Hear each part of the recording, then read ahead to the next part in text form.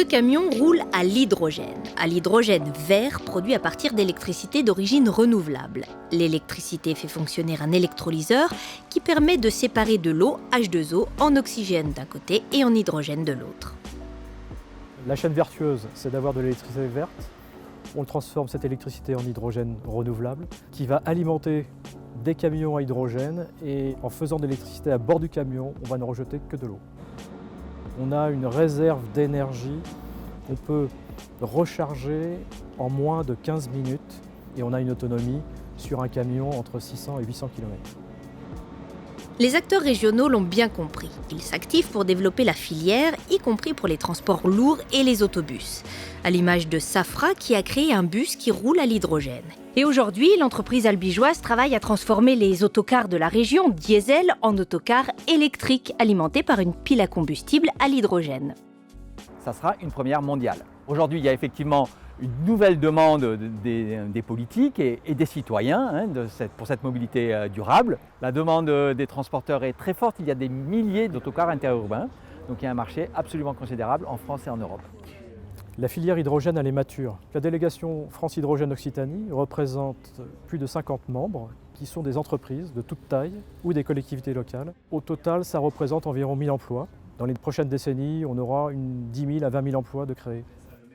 L'impulsion, en fait, elle est donnée par les pouvoirs publics pour pouvoir aider les clients finaux à pouvoir acheter de l'hydrogène, des équipements bon marché, sans perdre de la compétitivité. Les consommateurs, les clients, les producteurs et transporteurs. Donc toute la chaîne doit être aidée de façon raisonnable, raisonnée. Nos enjeux sont nombreux, il nous faut agrandir nos usines, il nous faut beaucoup embaucher, donc intégrer des nouveaux collaborateurs, encore des compétences complémentaires pour aller plus vite, faire moins cher, industrialiser. Voilà, c'est des centaines d'emplois ici à Albi. La région Occitanie aussi l'a bien compris. Elle a ainsi initié notamment le corridor H2, un projet européen d'envergure. Il vise à déployer de la Méditerranée à la mer du Nord les moyens de production et de distribution d'hydrogène vert pour le transport de marchandises et de passagers.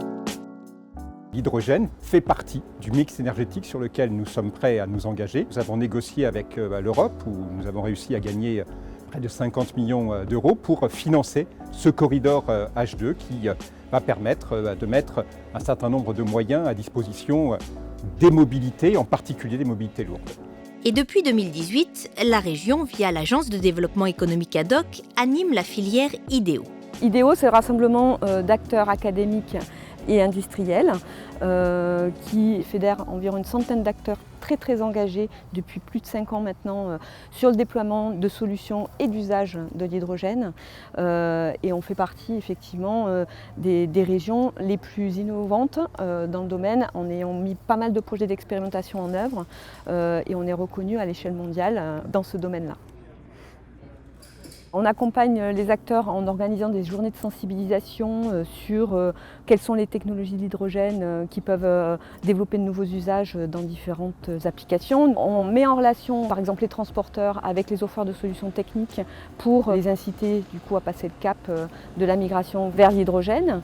Et enfin, on propose aux usagers potentiels de tester en grandeur nature les nouvelles solutions proposées de motorisation, d'approvisionnement pour montrer concrètement comment ça marche et dire c'est là, c'est maintenant, ça y est, on y est.